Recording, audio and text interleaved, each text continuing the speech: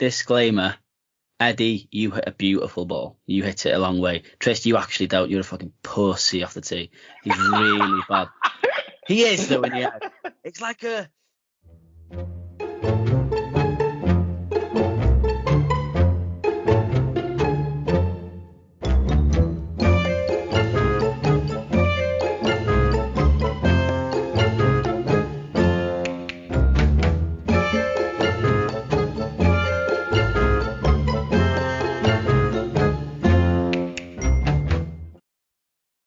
For the first time in, it probably is 3 years now, Josh, since you took the sabbatical.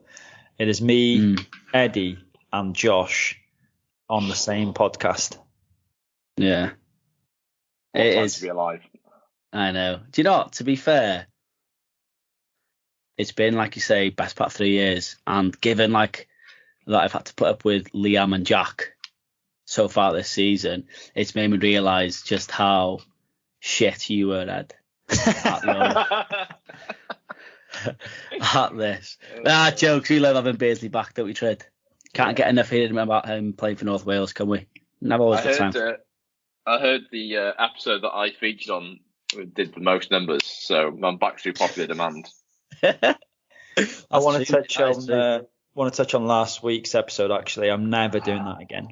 It was just an hour-long argument. That's what it was. It was just, and actually, that's what it's like all the time. So, for anyone who doesn't know us as a family, that's it. That's all you need to know. It's just an hour long. Me and Liam, Josh and Jack, two separate, complete kind of pairs of brothers. And that was tame. That was tame.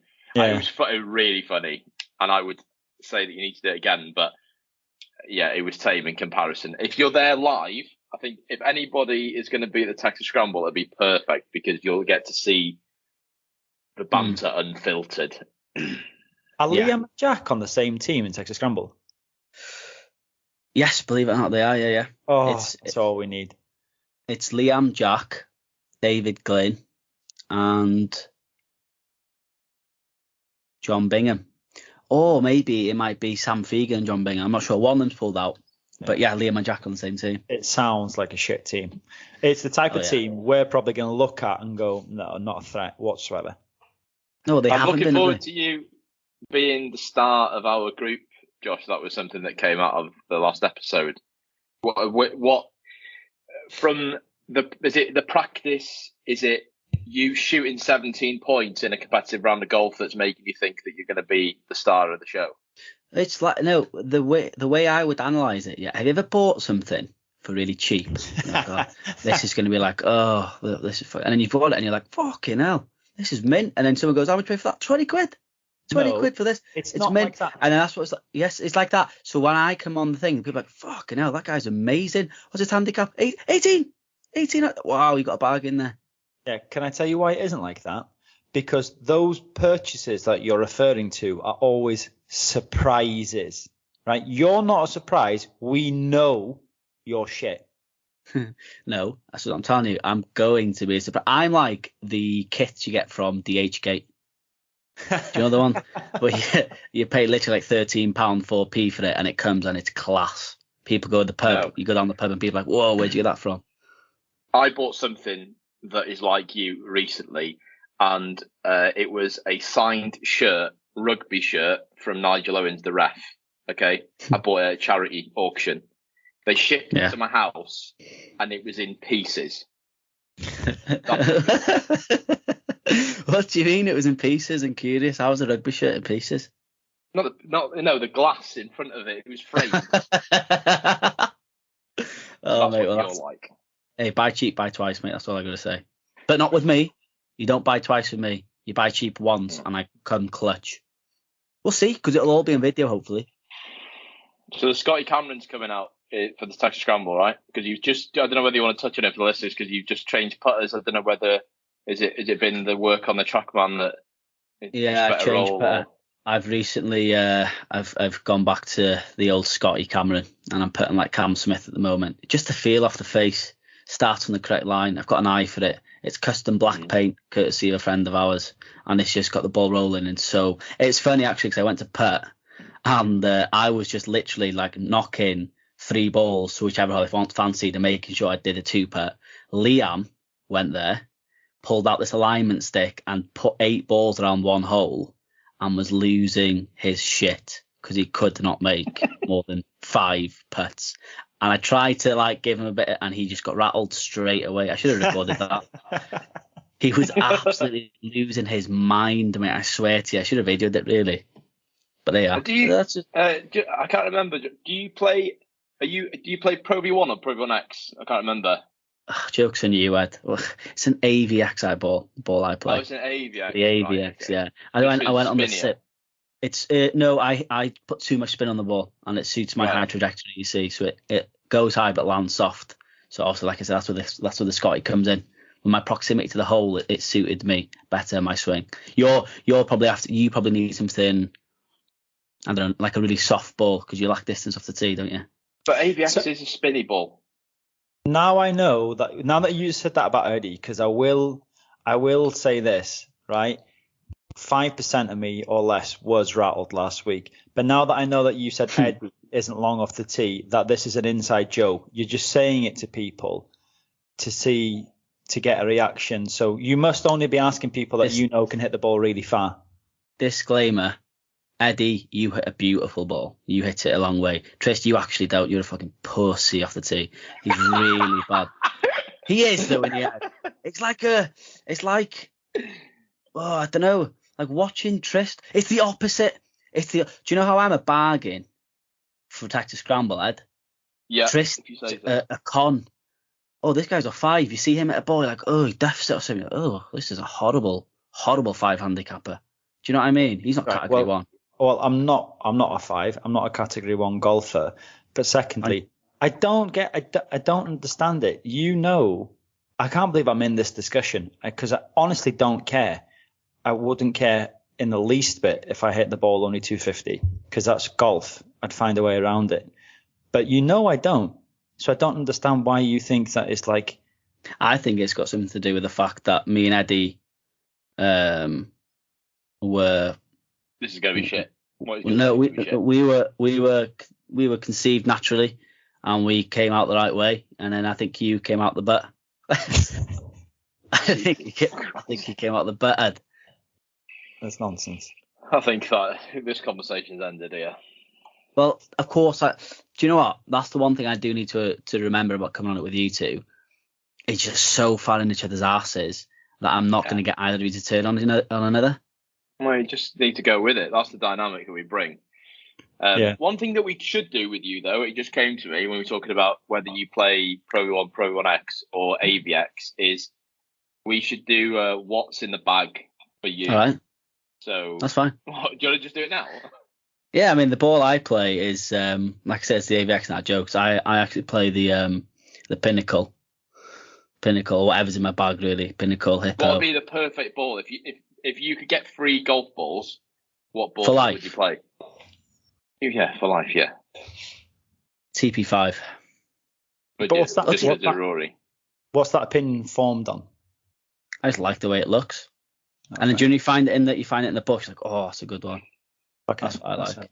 Right, go on then. Wedges. What wedges? I've got the Ping Glide 2.0 recently bought. Oh, Ed, honestly, mate, from about 100 yards and in, 120 and in, I'm better, you know. Is that a saying? You're not, no.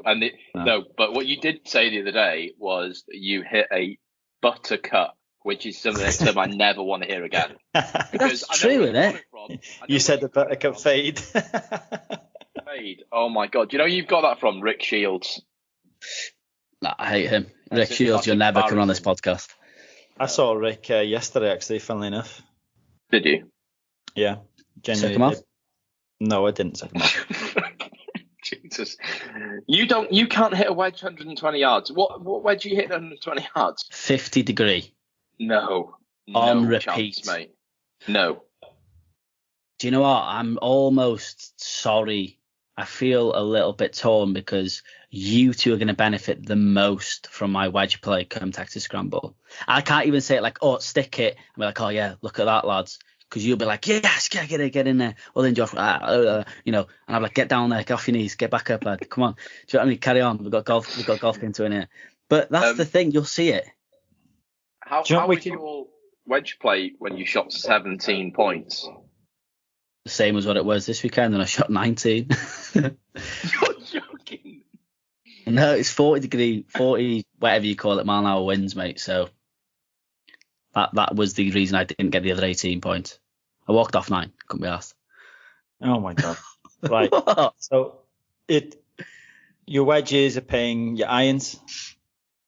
AP2 716s. Bought them this summer. We were doing the pod 2020 COVID just for Town Cup, and they are far too hard to hit for me. My 3-wood, 716 Titleist AP2s, and then we've got then a TaylorMade P790 2-iron, an M2 3-wood, and the Ping G425 driver, low spin technology. There's no what? How do you get on with the 2-iron? I don't. Just be truthful with. Oh right, you don't. No, I don't. For those of you who know Bull Bay, I'll give you a little insight to what happened on the 10th on Saturday. So imagine this now, both here. I'm on the 10th tee. The wind is left to right anyway. My ball hit the house on the 7th. Which? The house on the 7th. How? I'm sure if I give you a start point right. and an end point, I'm sure you can put the rest together, mate. It did. That's what happened. I shanked it. 250 yards away. Yeah, I hit it quite far, mate. So I'm beginning to realise that I actually have less and less time for you, and I don't know where it's coming from, because I know that we are biologically brothers, and technically we should have a lifetime ahead, but we don't. You know, I just starting to think that I've got less and less time for it. I really do. So that happened now. I would say definitely over the last 3 weeks. Okay, well that happened to me 27 years ago, and I'm 26, Ed. That's how much little time I've got for you. Not just you, Liam, and that scrote of a little brother you've got, Jack. that little sister of yours, Jack. He's we've said this from the start. Liam is my brother. Jack is your brother. No. See, I'm not like you and Eddie, the ones who won't go on each other's back and won't turn on each other. I'll turn on Jack at every opportunity I can. I just tend to use him in my ammo against you and Liam. Yeah, but there's no reason. You know, you talk at nonsense all of the time. What's your opinion on sequels, Ed? I'm just asking just genuine. What's your opinion on sequels? Sequels? Yeah. What, you mean like in a movie sense? Yeah, like they're never as good. That's it. Well, in this case, the sequel was much better than the prequel. Mum and Dad nailed it with me and Jack. People say that to me all the time. They stop me in the street and go, "Are your brothers those tits from Trother Bay and Gather?" But that's the actual reality of it, mate. Is they nailed it better with us than they did with them. I don't think so. Mate. Surely you think that you'd agree with that to some extent. Who, me? No, not you, loser. Ed. It depends what you're using as a metric. To measure it. Yeah, as a metric. Just overall sound, banter, cock size, arse, whatever you want. Every metric you want, mate. We come out top. You can't be rivaled for the shit that you both speak, because it is funny. I have to say, the last week's episode was really good. It was really funny, but in every other way, I think your characters need questioning and scrutinising. You tend to be fair, when we all get together and play golf, Ed tends to be the butt of mine and Jack's jokes most of the time, don't you, Ed? But you take it well. Yeah, and then I rip it past you and usually beat both of you. Definitely never happens. Definitely never happens. Trish, you got something on your mind there. Looks like I don't know, you're trying to fart, you're constipated. What's going on in that head of yours, mate? I'm just constantly trying to work you out. That's all. You'll never do that, mate. You'll never do that. Yesterday, I was at Hoylake for a practice day, and I'd forgotten how huge the Open is, how big an event it is. As I was walking through, they've really made a lot of small changes as well to the fan experience. It was really good. As you walk in, they've got speakers dotted around in different areas, just playing past champion interviews, and it just builds an atmosphere as you go into the course. And they've obviously got the stadium grandstands. And no, we're going back on Friday. Eddie, you're there on Wednesday, yeah? Yeah. And it looks really good. So I hope they don't get awful weather, but the weather is what it is. But it looks like a good setup. We saw a few faces. Did you forget how good they are? Because last time you went was 2014. Yeah, to be honest, I would probably look. Well, the Opens we go to is just Hoylake, isn't it? So we went 2006. We saw Tiger win. In 2014, we saw Rory win, and hopefully we see Rory do it again. But I would from now on, I'd probably be inclined to go to a practice day if possible, because obviously I can't go in term time. So we were lucky to go on a Sunday.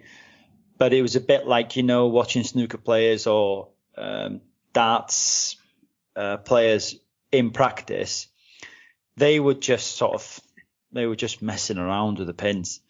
We saw one pro that we didn't. We saw Tony Finau. He was the first to come through. He just looked super relaxed, as if he was in a practice ground. I'm not saying, but he just didn't seem fazed by it at all. He was just hitting shots. He was quite long over the ball, which shocked me personally. But he hit. He was about 210 yards out. Hit what must have been 4 or the 3 iron into the wind, and stiffed it about 6 foot. Hit another one, done the same. If it was like, it was, that was the difference. But then he went to go and get his balls, and one of the things that was quite interesting was none of them were chipping to the flag. The caddies were throwing little discs around the green, so they were chipping to the caddies' discs, and it was, I don't know if it was the mental aspect of don't aim for the flag because you don't know, is there for a reason to try and perceive it as safety, I guess, but it isn't. We saw Cam Smith. We saw, who did we see? Saw celebrities, didn't you? Yeah, we saw them at the end. We weren't planning to, but on our way out, they were teeing off. So Bradley Walsh, is it?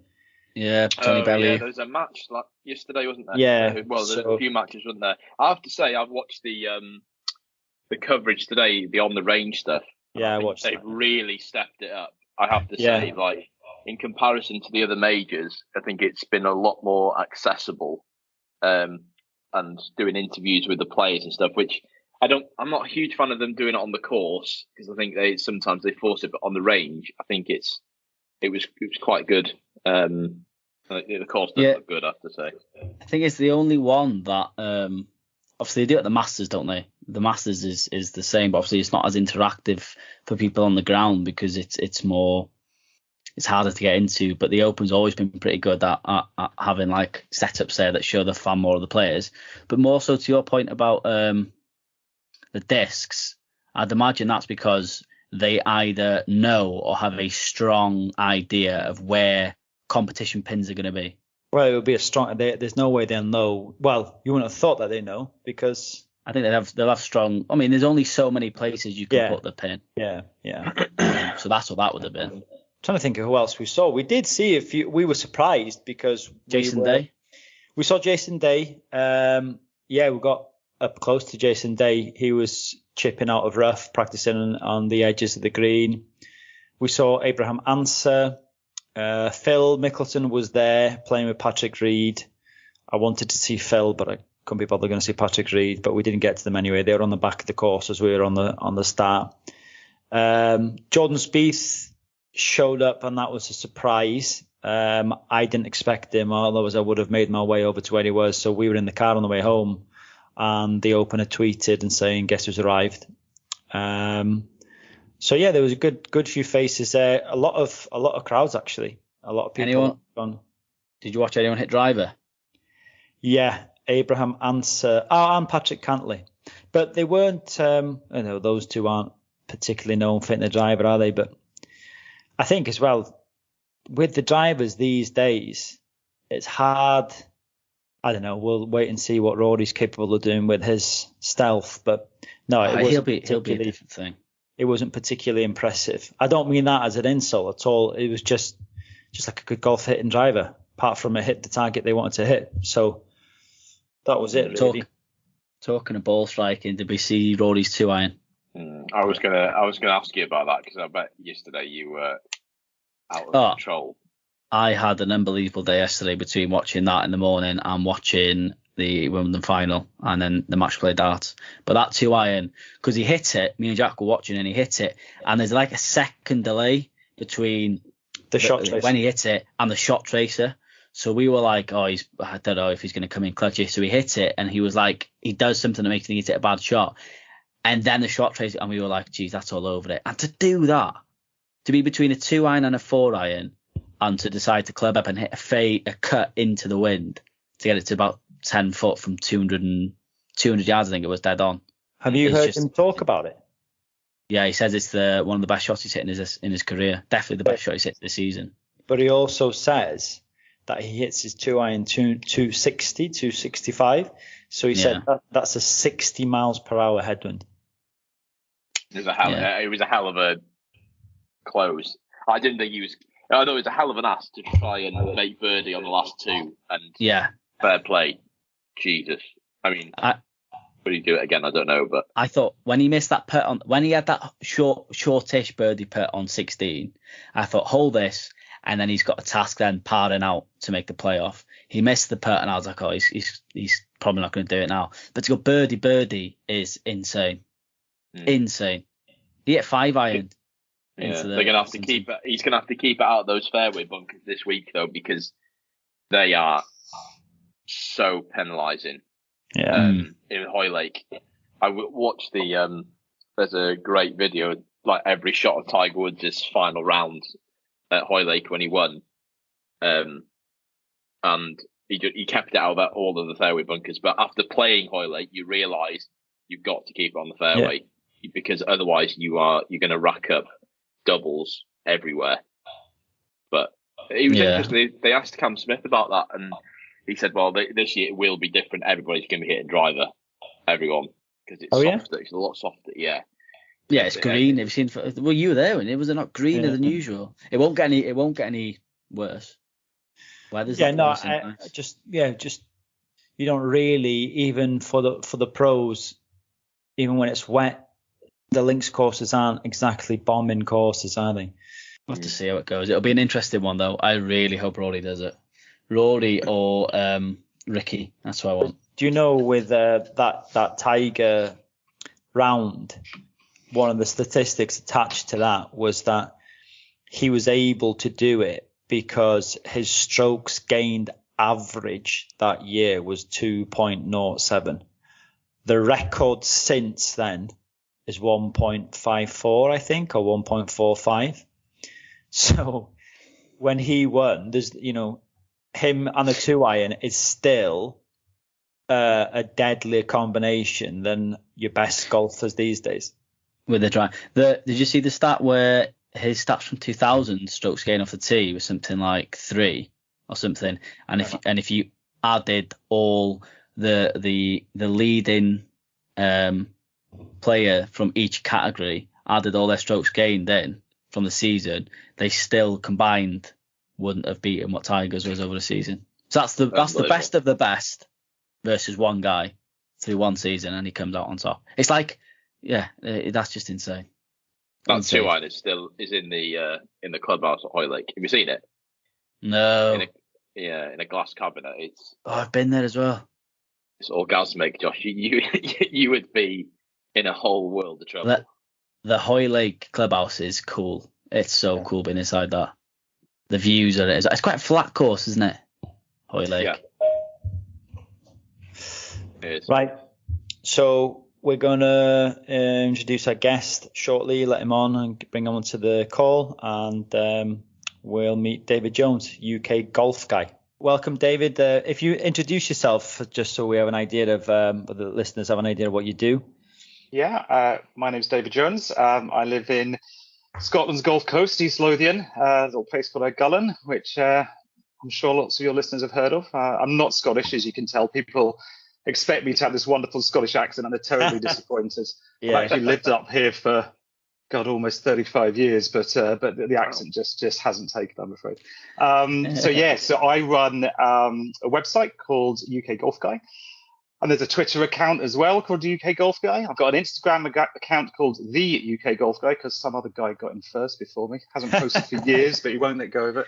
And what I do on there is I kind of talk about my experiences in golf. I'm lucky enough to play lots of really interesting golf courses. And I try to review them from the point of view, not of the scratch golfer. I'll be honest with you, I'm a 12 handicapper, but kind of what they're like for the average person to play, what the experience is like in the club, in the course, what other places to see in the area if you're putting together a trip, and kind of just talking about all things golf, really. Great. I want to add so much in that. I want to break it down. First of all, Gullane, best place on earth. It's just amazing. Just we're obsessed with it. We try and go every year, and we just pick a few from the Gulf Coast, and but Gullane. Me and Eddie were lucky enough last year got onto Muirfield. Oh wow! And you're fresh from Renaissance. You were just telling us. And we are disappointed, but at least we don't have to translate the Scottish accent. So we're there we are. Yeah. No, it's a fantastic place to live. I mean, I've moved out here 15 years ago from Edinburgh. My son was 6 months old, and it's like living in 1977 again. It's just incredible. The kids can walk to school. I mean, they've been walking to school since they're 6. Everyone knows everyone in the village. You walk into the pub and you'll immediately know half the people in the pub, and the other half are keen to tell you what their round of golf was like that day. So it's a pretty cool place to live. It's even for a non-golfer, East Lothian's it's a really beautiful place anyway. But especially for golfers, it's one of the best places to live in the world if you're a golfer, isn't it? I mean, the amount of courses at your disposal. Obviously, I know some of them are harder to get onto than others, but like you say, Tris, we've been there a couple of times, and it's unbelievable there, isn't it? Yeah, and actually, I mean, it's pretty good all year round in terms of the courses here. They kind of pride themselves in East Lothian of not using winter greens, not using winter tees. You might need to use a mat at North Berwick, but that's about it. So when I go over and play on the West Coast in the winter, it's like, geez, this is just completely different. And over here, again, I mean, God, I don't think we had a single round this year over the winter I couldn't play because of any frost. We're right next to the coast, so we tend not to get that. We might get 2 days of snow a year if we're lucky or if we're unlucky. So you can kind of play all year round. And actually take, for example, Muirfield. They're pretty quiet during the off season. So you can literally look at the weather forecast a couple of days out for a Tuesday or a Thursday. And I think last year it was £125 to play. But the conditioning over the winter, it's as good as it is in the summer. In fact, arguably for someone like me, it's even better because the rough can be pretty juicy in the summer. You play in the winter, it tends to be thinner, and it's just a great experience. Now, I wouldn't necessarily recommend planning a trip months out in the winter because there's a risk it's bloody freezing, driving rain, and you're unlucky. But that is unlucky. If you're anywhere who can get here in 3 or 4 hours drive and have a look at that weather forecast, you'll get on all the courses pretty easy, and the conditions are great. That reminds me, how much? So in the winter it's £125. How much does it cost in the summer? Oh, so they've got a few different packages now in play. They've actually changed it. You can only play on a Tuesday and Thursday. You can play 36 holes of the day. You play your own ball in the morning, and alternate shots after the famous Muirfield lunch. That's about £500 around there. It's going to be over that next year. Or you can just play 18 holes, and that's over £300, which is a huge amount of money. But believe it or not, the tee times for this year they put up in the middle of March last year. They released them in the morning. They sold them all out by the afternoon that day. And when I say sold them out, that's from May to September time. And it's the same for next year. You'll be lucky to get a tee time for next year at that time of year. But in the winter, the tee sheet's pretty open. Gee, how much did you pay, Tristan, Eddie? Well, we're very, very, very, very, very, very times 1,000 fortunate that I made a friend on Twitter years ago now, Kenny Yule, and Kenny is a caddy at Muirfield. And through Kenny, I've actually got onto Muirfield, found a link to get onto St Andrews. We've played Craigielaw, Kilspindie, Gullane. We've played, so that friendship has definitely come to fruition for me. Well, it has, but I don't know if he'll keep on liking you now. You've told everywhere that there's that guy on Twitter can get you on a Muirfield. Yeah, but I'm sure he'll be a popular man. No, he told me explicitly at the time. He said, "Listen, this is you're very, very, very lucky." And to be honest, talking about the green fees, it was me and Eddie. We both said once we'd walked through that, there's a big cast iron gate and it's got HCEG on the front, and you don't see anything. You can't see, the trees line the entire front of the course, and you walk down this just like a stunning sort of driveway down to this big black gate. And once that opens up, the whole golf course presents itself in front of you. And right there and then, the $495 green fee, and you know what I'm like, I would have paid it right there and then, because it was a twilight evening. Course looked amazing. It was fairly quiet, wasn't it, Ed? And I just thought, wow, it's the best golf experience I've ever had. Yeah, it's an interesting one, because there are some people who say it's not got the drama. You haven't got the drama of a Turnberry on the coast, or some of the history and the tingles you get at the old course. But I've been lucky. I've played it quite a few times now, and every time I just enjoy it more and more. It's such a special place. Yeah, Muirfield for me is the best course I've ever played, hands down. Bit of an unpopular opinion, and I'm not sure whether the people at St Andrews will take offence to this, but I thought it's a much better golf course than St Andrews, and I actually think that I thought Gullane too was a better course than St Andrews, but Muirfield was out of this world, and we were so lucky because there was hardly any wind, was there, Tristan? No, it was lovely. Sunshine, it was out, but both times we've been to Scotland, we've had great weather, haven't we? It's just another world, and you wouldn't want to play golf anywhere else on the planet when you have courses like that and weather like that. It's a really special place. I did have one time in Kilspindie when I went with my family, and the front nine was just pouring down with rain, and the back nine was great and sunny. It's just typical of the British weather. So how many courses have you? I presume, Dave, that you've played all courses within your vicinity. I've played about 80 of the top 100 in Scotland, I reckon, about that. Wow. But I've played a lot of others which haven't made the top 100. And in East Lothian, I've been to all of them over the years. So there are some I'd keep going back to. If I get an invite to, you just I love North Berwick. I'm on the waiting list for North Berwick. Again, an interesting one, right? It seems quite polarizing. You get some people who just adore everything about North Berwick, and there's other ones who just think it's pitch and putt. I'm definitely in the former camp. I just adore it. I think it's the most wonderful golf course there is. I am on the waiting list to get in his membership, but don't hit me up on Twitter because I think there's many years still to go before I get there. But we are really lucky because even you talk about playing at number 2, you go to Gullane 3, and I love Gullane 3, and you can whirl around there in an evening for 30 quid, and you've got some of the best green complexes you're going to find in Scotland. So we are really lucky.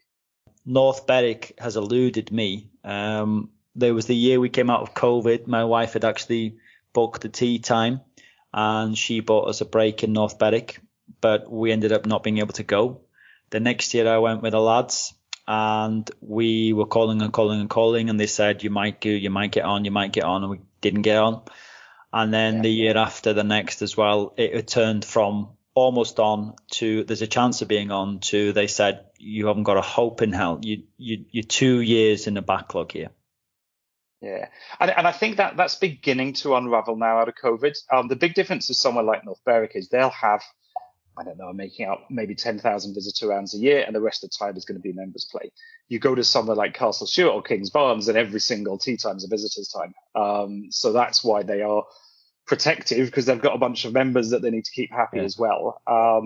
But again, you can come up off season. The only thing I'd say with North Berwick is they use mats from, I think, November to February, which I don't mind because it's only from the fairway and I'm not there that often, so it's all right. But again, I know that would take a little bit away from some people, but well worth looking. And in October or March, you'll probably get a tee time. Nice. I've got a quick question for you, David. If you mentioned that you've played roughly about 80 of the top 100 courses in Scotland. Now, I'm not asking you to give me an exact figure at all, no figure actually, but how much, if at all, deviation is there, would you say, from what is considered the top 80 to what your top 80 would be, if you see where I'm going? Well, so the list, there's kind of 3 ranking lists for Scotland. There's a top 100 website, there's the Today's Golf for Golf World, and there's National Club Golf. I think they're the 3 that are printed, and they're pretty similar. There's maybe 10 or 20 that are in one that are not in the other. I'm on the panel for the Golf World one, actually, so that list I'm quite heavily involved with, and I think it's a really good list. But once you get outside of the top 50, say, you get to the position where you could perm those in pretty much any order, depending on your personal tastes. And if you look at the next 20 or 30 outside of that list, there'd be plenty of candidates that could get in there. I mean, I played last summer Burnt Island in the coast of Fife. Now, Burnt Island hasn't been in one of those lists. I think it cost me £30 to play it. The most gorgeous linked course, really cute. Got around in 2.5 hours in the morning, and just loved it. And I came back and said to the editor there, I said, so spoiled in this country, because frankly I can kind of see why it's not on the list, but it absolutely could. So I think once you get outside of that top 50, you could really mix them up quite a bit. But again, Scotland, right? We just, I keep saying it's so spoiled. Take somewhere like Ely. I do now, part of what I do is organise trips for guys coming over from the States, and I organise trips that I escort people on as well.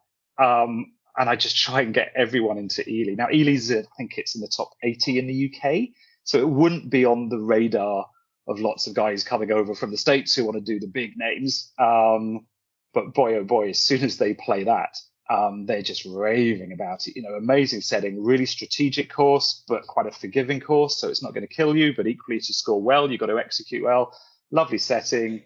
And how many people even in Scotland have been and played Ely? There's a hell of a lot who haven't. In fact, again, because I am a bit of a golf nerd and I am into this, I'm constantly amazed at people I speak to who haven't driven an hour to one of these golf courses, which are like so good and so special. So yeah, there's a lot out there to see, and I've still got loads that I want to see. I keep on making lists, and they keep getting longer and longer. And also, as I said, I played 80, but I've been playing them over a long time, over many, many years, and some of the courses have changed. What I remember about them has also changed, so plenty to get back to. I suppose the chances of you coming across a poor course in Scotland is, compared to the rest of the UK, I suppose it's slimmer, isn't it? I mean, the course, like you said, I bet there's loads of hidden gems there that people just haven't played. I mean, I think there obviously is personal taste, right? In terms of just certain courses suit certain eyes. The fact is, of that list of the top 100 in Scotland, probably 3/4 are links courses, at least that. And I love links courses. So as a result of that, even on a links course, you sometimes get some which you play 18 holes. Take Peterhead, right up in the northeast of Scotland. The first 4 holes at Peterhead are pretty bland, pretty straightforward. You're not sure what it's about. And then you go into the dunes and you've got an amazing stretch of 14 holes. One course I've not played, which I'm going to play later this year, Stonehaven, which is again out that way. I'm actually going to do a walk. I'm going to do a walk for charity. A few years ago, I walked from here, North Berwick, to St Andrews. I played golf every day and carried my bag. And went all the way around it, that for 10 days. And now this year I'm going to try and do St Andrews up to Aberdeen. And in Aberdeen is a bit harder than it is in Fife because there's golf courses everywhere in Fife. You go up to the Aberdeen bit and there's quite long stretches without. So I'm going to go to Stonehaven. And a friend of mine, a guy called Sam Cooper, he during lockdown got into a camper van and played every single links course in the UK. So Jeez. He went back 225 courses, and he says coming back to Stonehaven, and I'm interested to see myself, would be an amazing 9-hole course. But maybe the other 9 they shouldn't have bothered with, but if they're stuck, then that'd be great. Now, I want to see that and understand it myself. I'm probably slightly paraphrasing him. But yeah, we've got plenty to see.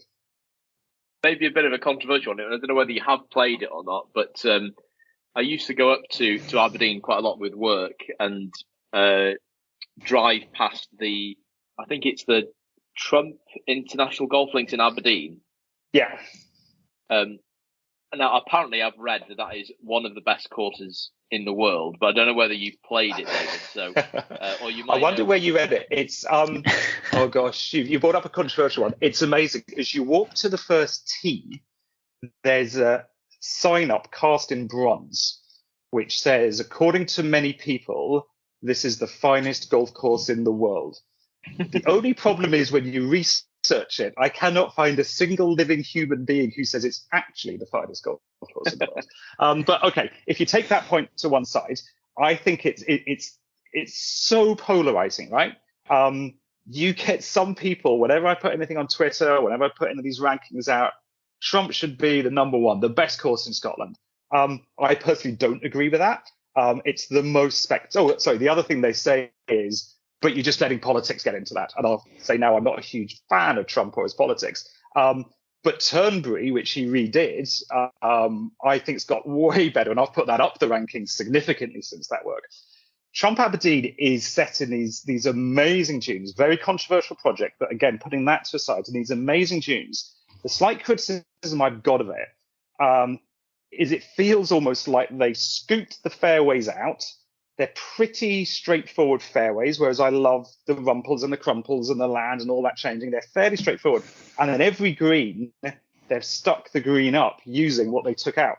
And you go up and down the dunes. There's only one hole that goes across. And as a result, it just feels to me, in this amazing setting, gorgeous views, could you have been a bit more imaginative with the golf course that you built? Now, the conditioning is fantastic. It tends to be that stronger players prefer it because when you go off of the fairways, the rough is pretty tough. The time I played it, I was having a good day and it wasn't too windy and I didn't see much of that, but I still just felt could have been more. Now, having said that, right, shades are great. It's in the top 10 courses in Scotland.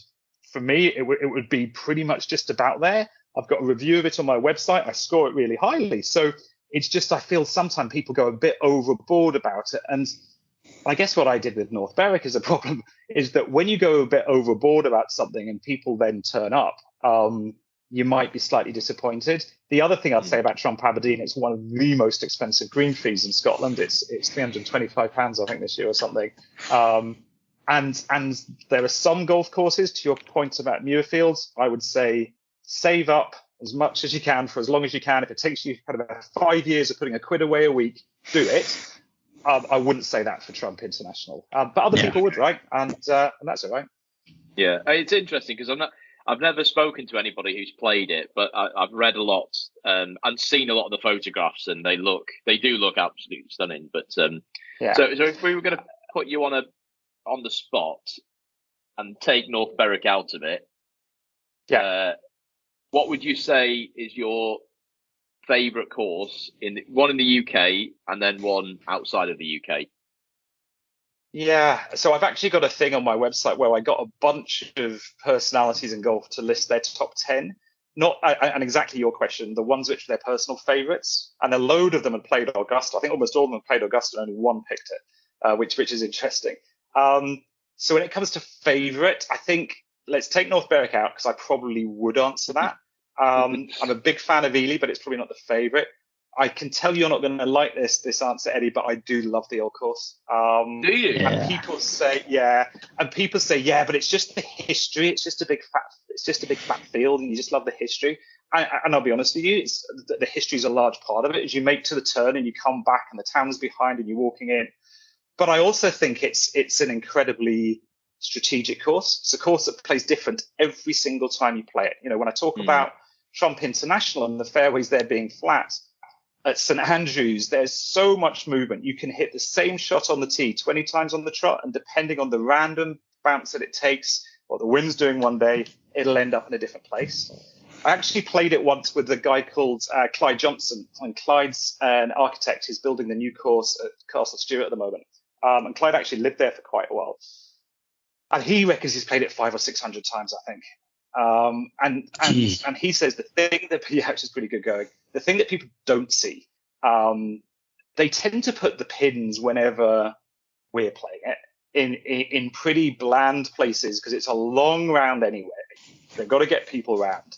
And actually, we're only seeing a slightly blander version of the course. Now, they went pretty far in the Open last year, right, when they put it on every single tucked pin on every little hump that they could find. Maybe that was a bit too far. But again, for that bit around the strategy, depending where the pin is, you will play those holes massively different. Depending where the wind is, you'll play those holes so different. So I do love it. It probably is, you know, if you said you've got one more round in Scotland that wasn't North Berwick, I'll probably go there. In terms of international, without trying to name too many, I've had a couple of trips to Australia.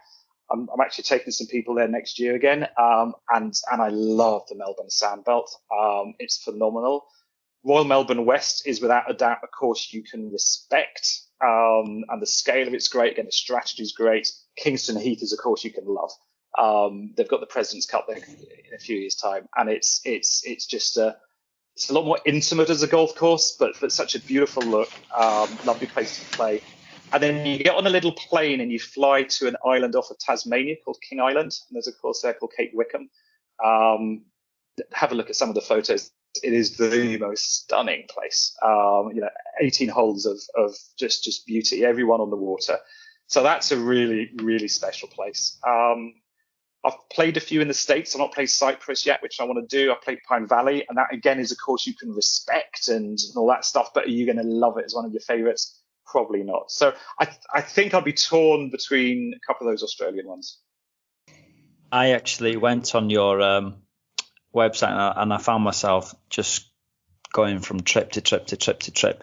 And I have to be honest, that the value, although you would look at them and go, oh, that's expensive, the value when you look at the itinerary is really, really good, because I could pick out the Australia one that you picked for next year, the one that you've got going to Ireland. If you're a golf enthusiast, what you've got in the itinerary is brilliant. Like, you break it down for what you'd be doing on the days, the golf courses, and what's involved and what's included. So I found myself going through them thinking, right, okay, if I start saving for that, I can maybe make it in time to go to Australia next year. It's really good. Yeah. And what I guess I'm trying to do, because I've only been doing these trips for a couple of years. I used to have a proper job. It was like, I've done that quite a long time, and it'd be nice to do something in golf maybe. And what I'm trying to do there is, the kind of insight I had was there's lots of people, well, there's a few people who are really, really into their golf. They love seeing lots of different interesting golf courses, but maybe their mates just haven't got the same passion. So when it comes to them organising a golf trip, they are absolutely happy and have a fantastic time going to Portugal, going to Spain, going to Turkey. But they're craving something a little bit more. And actually, what I found with these, we did one to Paris a couple of years ago, which was kind of the first one as a bit of a test.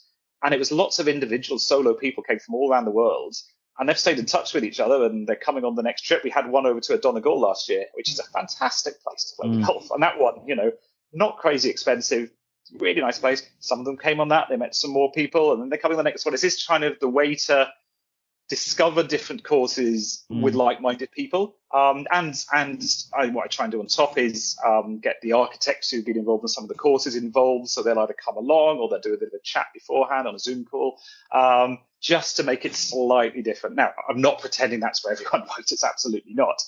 But it seems to hit a bit of a nerve with a few. No, I think if you look at that package, and like you've just said, meeting the architects and like-minded people and having a tour, and deeper insight into the golf courses you're about to play.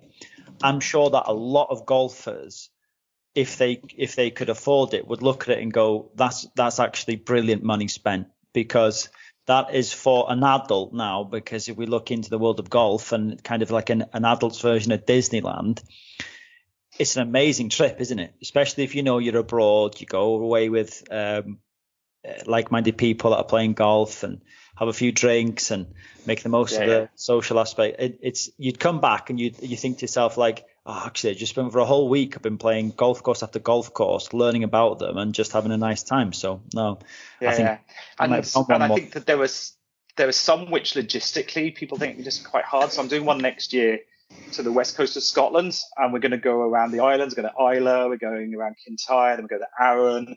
And it's just the logistics of all of that, and having someone else drive you is quite nice as well. So yeah, it seems to be going quite well, and I get to play even more golf courses, which is nice. We are I am. My next golf trip is. We're all very, very thankful that I don't know where he is on your screen, but Eddie there proposed to his girlfriend, and what we actually gained from it was a golf trip, because I'm arranging a stag do to Alicante next year. So yeah, we're busy looking at options there. I'd say it was the other way around. The best of both worlds. I'd say it was the other way around, didn't it, Ed? Katie got a proposal out of a golf holder, didn't she? Sorry. Let's just say it worked out for everyone. Yeah.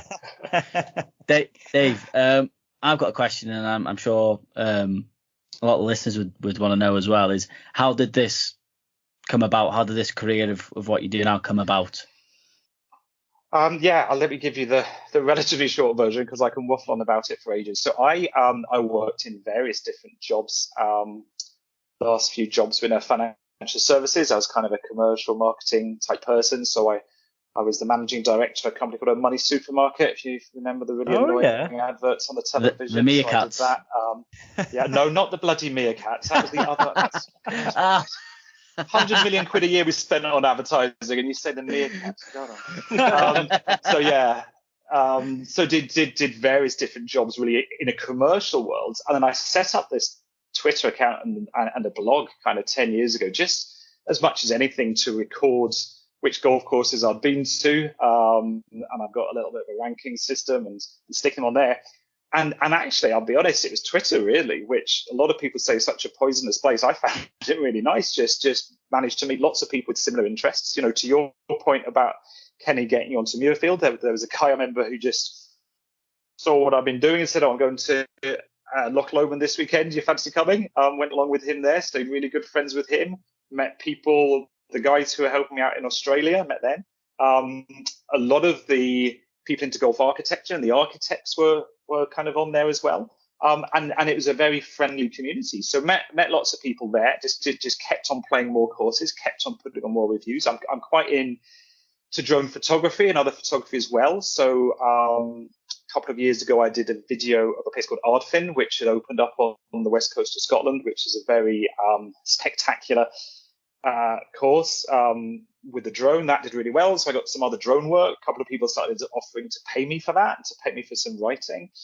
And then when my last job came to an end, we had a restructuring and I was restructured out, kind of got to the position, this is during COVID, of saying, well, do I want to go into another financial services job like that, or indeed some other industry, or do something that I love? Now, there's not really enough money, as anyone will tell you, of taking some nice pictures and writings, certainly for the kind of lifestyle that I've got. I've got a young family and like going on nice holidays and all that. So then kind of stumbled into the golf travel area, started organizing trips, like I said, which went really well. And now I've actually partnered with an American society called the Outpost Club. And what I do with them is really, we organize trips overseas for their members, whether that's escorted trips that one of us will go on. And these are guys with an incredible passion for golf. So we're starting in Argentina in February next year. We're ending up in New Zealand in November via Japan, Holland, France, UK, Ireland, and putting all that together. Or if they or anyone else just wants to organize a golf trip, and for a lot of those guys from the States may have never been over here, help them really navigate through that, put all that together.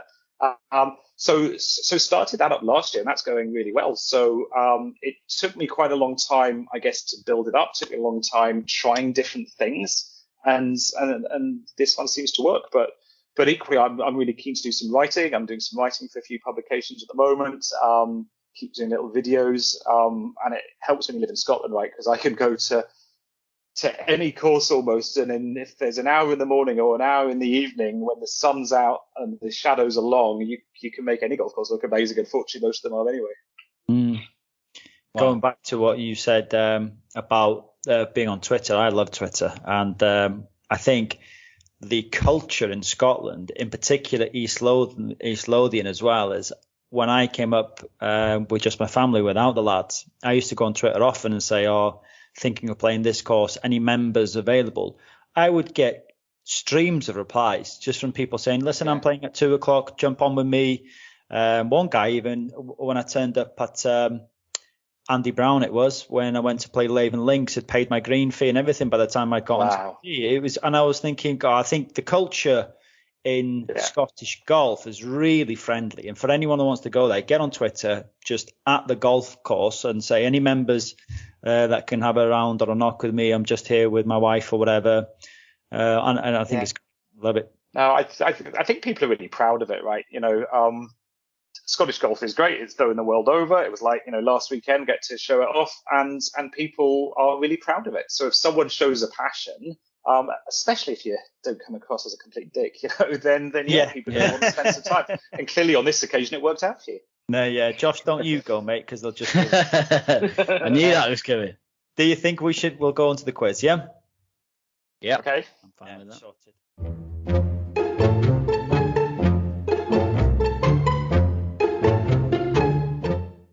Okay, right, David.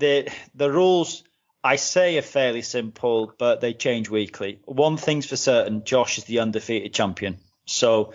There's a pint of whatever you want from him if you beat him, but if he beats you, then he's coming up to Gullane, and you're basically going to pay his green fee on North Berwick. Muirfield. Speaking of pints, David, is that a glass of liquid gold I see there? And if it is, what's the brand you're drinking? It is. We actually have a holiday home here in Gullane called One Fairways. So if you are looking for somewhere to stay, go onto our website. And one of the great advantages of it is that when people check out, they tend to leave stuff in the fridge. So my beer of choice is normally whatever was left in the fridge. This is a Moretti, I believe, the people who were up for the Scottish Open last week and checked out this morning left. So that's it. There's a sign. Brilliant. That's a good one as well. When me and Eddie arrive, there's a sign. It's usually a pint of tenants means we've made it. This is time. Yeah. That's nice. Okay, right. So, Josh, I think David's a threat, to be honest. I think this could be my first loss. I don't think Eddie's a threat, but there you go. No, never has been. Let's go. It's first to answer. It's an open-themed quiz, right? Question 1. What was unique about Tiger's first Open win at St Andrews? Can you repeat it so I didn't get the full question? Go on. What was unique about Tiger Woods' first Open win at St Andrews? He didn't hit any. He didn't hit the ball in any fairway bunkers. True, he didn't hit any bunkers at all. Wow. That's a good one. That's a point to Eddie. Eddie snuck up from behind. Me and David were worried about each other, and Eddie's coming. Look how smug he is as well. Yeah, he's always got that smug look though. Right. A record that Rory will need to match if he takes home the claret jug. Who's the only player to have won the Scottish Open and the Open in the same year? Phil Mickelson. Yes. There's like Castle a competitive spirit in there. Then he's got straight onto it. Yes. Yeah, right. Castle Stewart. Yeah, Castle Stewart to Muirfield 2013. Yeah.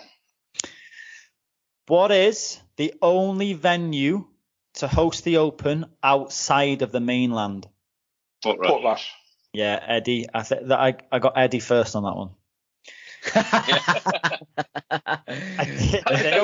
Go and listen back to it. Listen back to it. We'll have to have an audio replay and then maybe retrospectively award the point. Okay. I'm losing here. 2-1-0. Yeah. Defending champion is an Aussie. How many Australians have won the Open? 1. No. 3. No. Ed? Oh, shit. You can answer that? 2. I've said. I'm sorry. I'm answered. No. So you can all go again. 4. 4. No.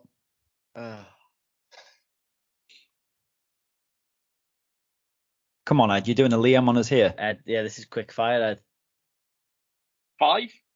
Correct. Oh! Who's the 5th? So it is Cameron Smith, Greg Norman, Thought you might have won it. Baker Finch, I was there as well. Nagel, I think, is that correct? And Thompson. Yeah, Ken Nagel. Yeah. Yeah. Nagel and Never got Thompson. that. This is the first 6 I've won. times, though. Who's won it twice? Greg Norman. Yeah. Norman. Okay. So Ed is more or less, you secured the win there, Ed. But number yeah. 5, Arguably. Roy. Number 5. I won't take that as a win. No. Royal Liverpool has a member playing in the field. Who is it? Oh, Matthew Jordan. Yes. Yes. Yeah. He's young. Consolation point there. He's been a member since he was 7, I think, isn't he? I think 17 years. I think something like that. He's been a member. Yeah.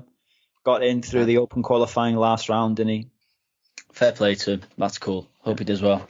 Well, Josh, honestly, I don't think you're going to live this down. The first time you head to head with Eddie and you lost, so that will go down. He got lucky then, and I think Dave got the first point anyway. So that's the way it goes. Yeah. Tell you what, me and Dave aren't giving a cheater a pint, are we, David? No chance. Buy a pint anyway. Oh, good one. Good one.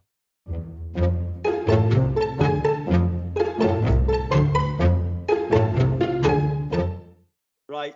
This week's debate.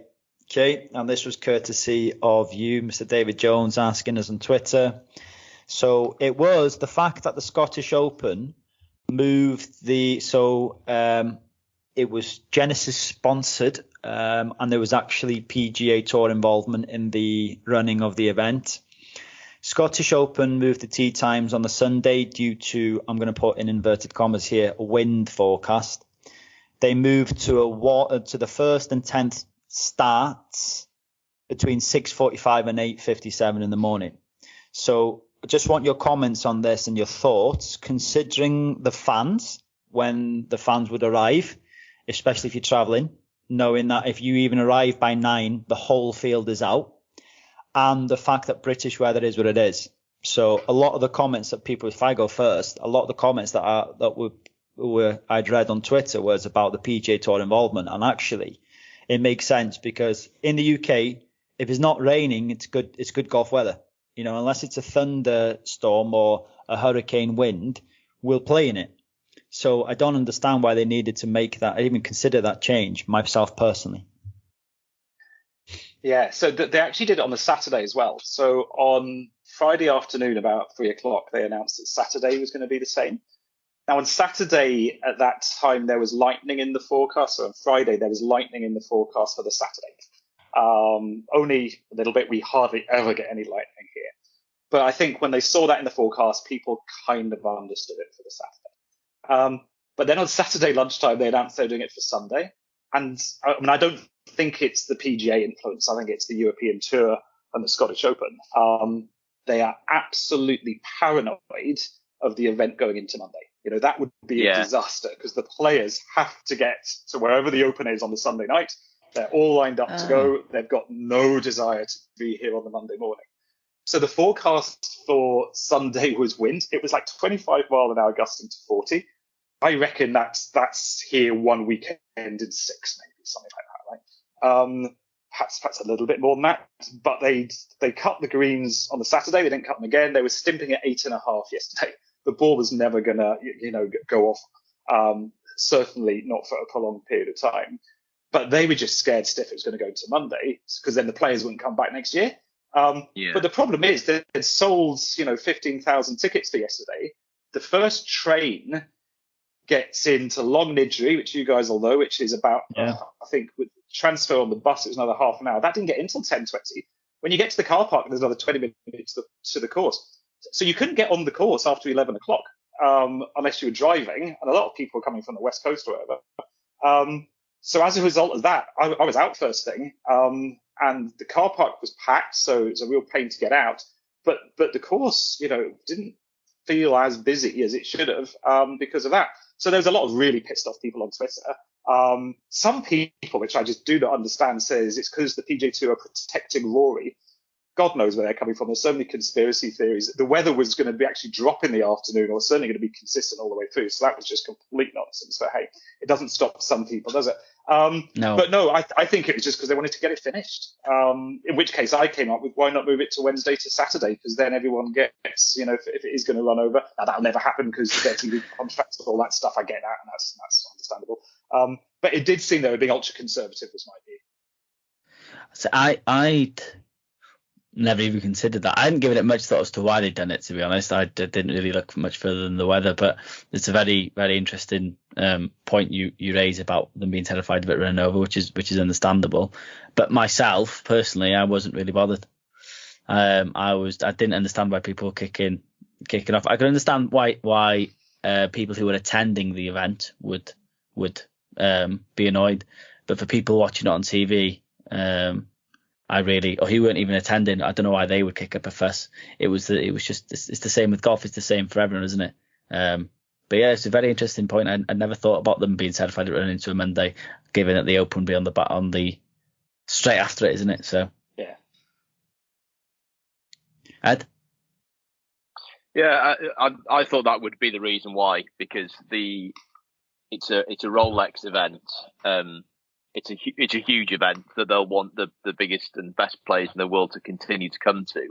And if they think that if they go through an experience where maybe they have to play on a Monday and it impacts their chances. I mean, I was watching the range coverage today. You see all the players that are there, even on a Monday, they're hitting balls and they're playing 9 holes. The last thing, I think David's absolutely right, the last thing that they need is any bad press and potentially people de-risking and not going in the future, because it's the Scottish Open. I know it's been a big tournament for a long time, but it seems to have sort of grown arms and legs over the last sort of few years. It's become massive, and especially with the likes of Jordan Spieth and Justin Thomas, Ricky Fowler, Rory are there every year. They don't want to put that in any jeopardy. I understand the frustration from the fans, definitely, but I think it's just, had the forecast been really bad, had it been for 50-mile-an-hour winds, you'd say, good God, yes, you're going to be called off tons of times, just do whatever you can to finish the day's play.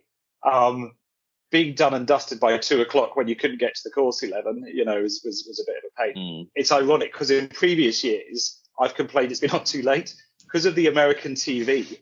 They was running till 8 o'clock at night, and the problem was either a lot of fans were pretty half cut by then, to be honest with you, or actually had just left the golf course. So I was there last year when Xander Schauffele won, and there was hardly anyone left because it was on at like 8 o'clock at night. So I think somewhere in between would still give them the contingency if they needed for a few hours extra, and I think that could maybe work.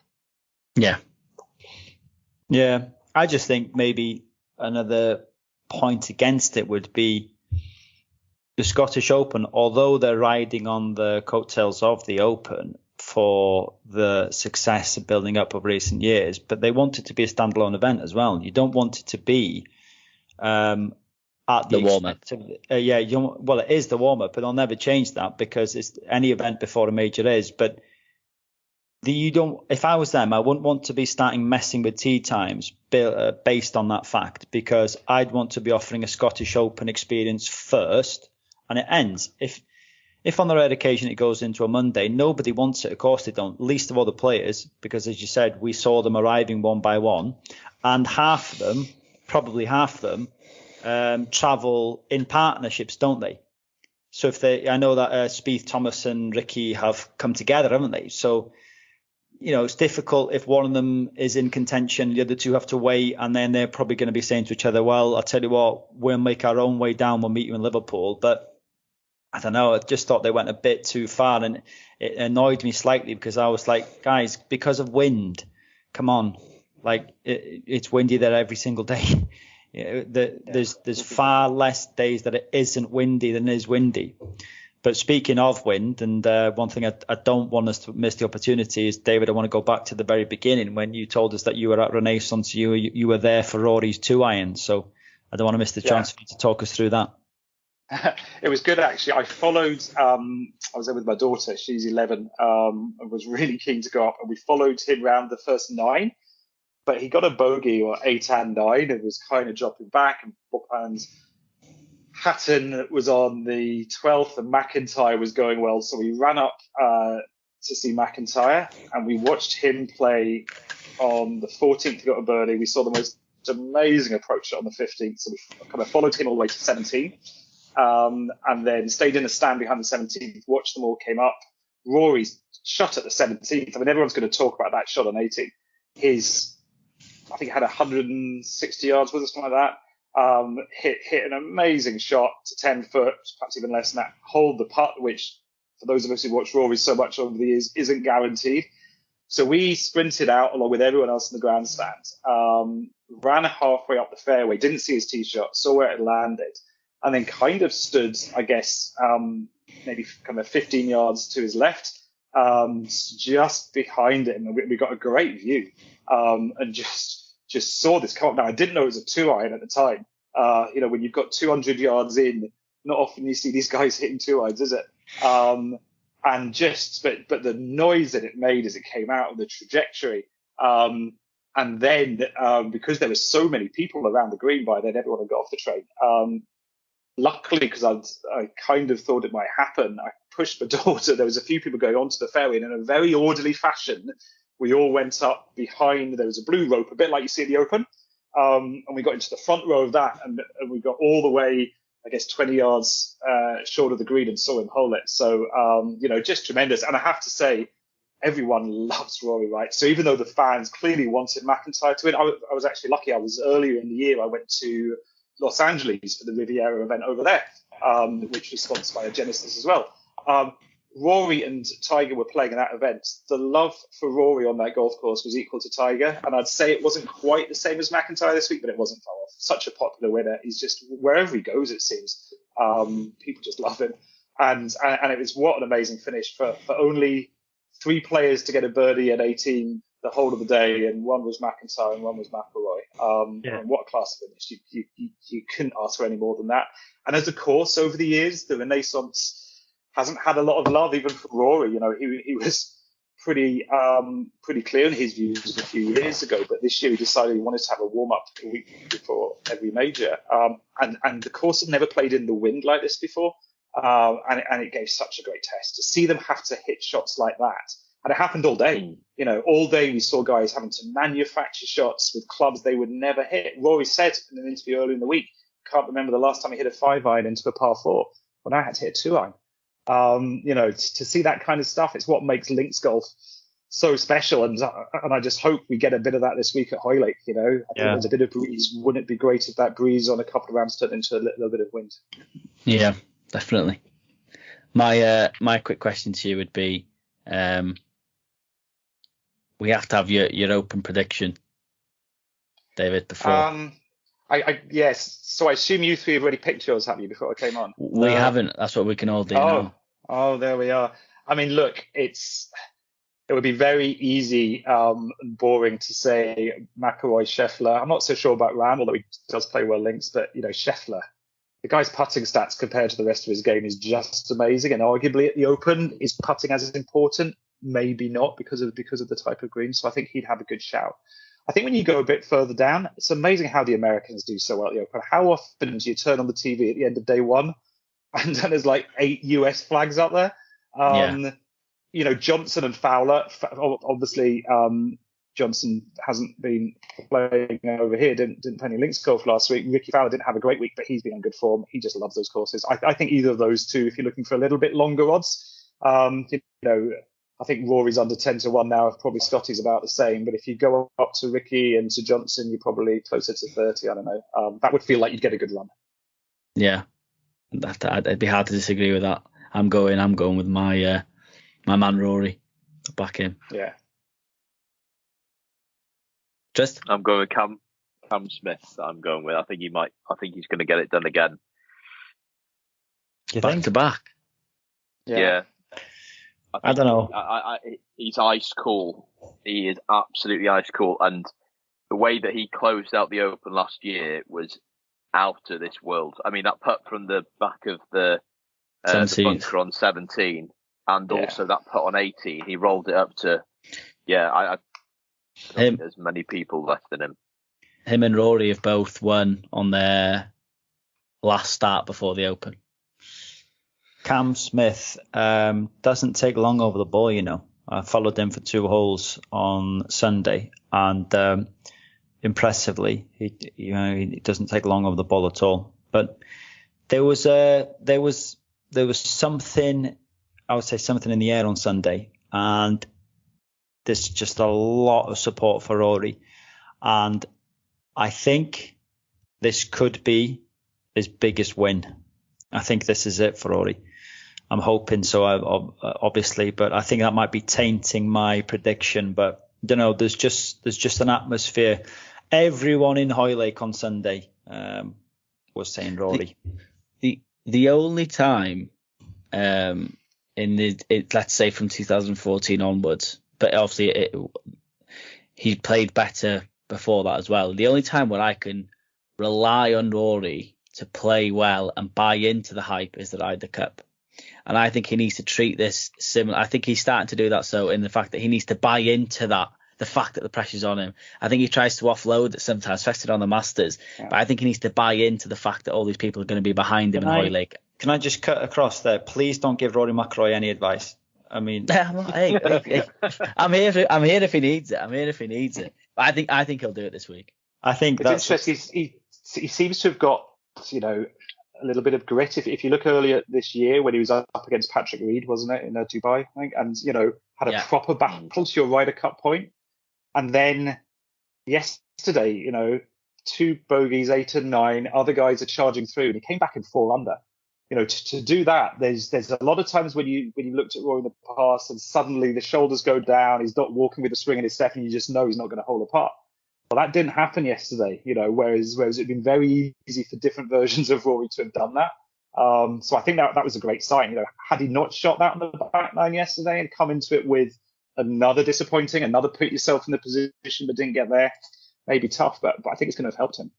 I read a quote from him where someone had asked him what his mentality was like sort of 2010 to 2015, should we say, when he first came on the tour, and he said that it was a very aggressive, almost tiger-like mindset he'd try and take to the course.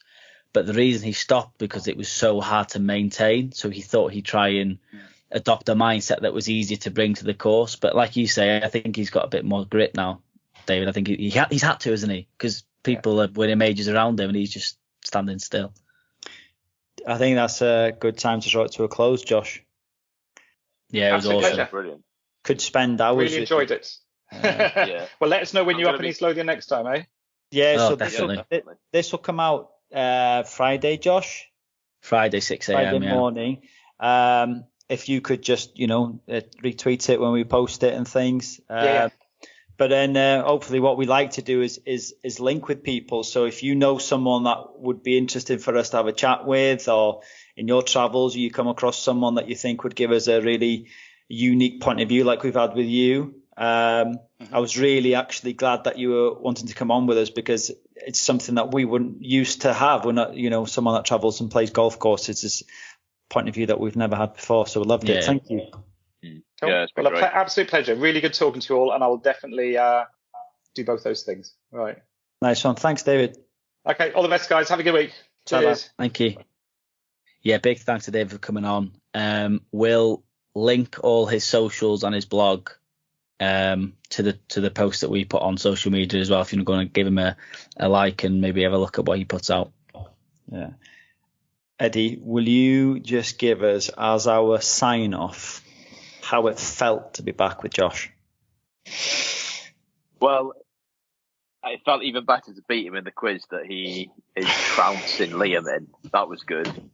It just shows that, you can pay yourself against a low bar. You can look at somebody who's got a bit of pedigree, got a bit about them, it's something. It's different, isn't it, Josh? It's different. So don't get cocky, mate. I'll clap your cheeks. Now I'm sorry. He has to come on again. You have to come on again, Eddie, because I'm not having you. I was just trying to let the guest trying to let David have a good chance. I'd smash you in a golf quiz. Well, I let him have Phil Mickelson. Trust me, I let him have Phil Mickelson. Because no, I you felt didn't. Bad. I did. Trust me. I'm not a liar. Yes, you are. Right. Well, Josh, Eddie, it's a pleasure. I would like to say that I enjoyed that episode, and I really did enjoy David. But seeing you two Ben boys back together is something I hope we don't see in a long time again. Yeah. Okay. Probably cut it there.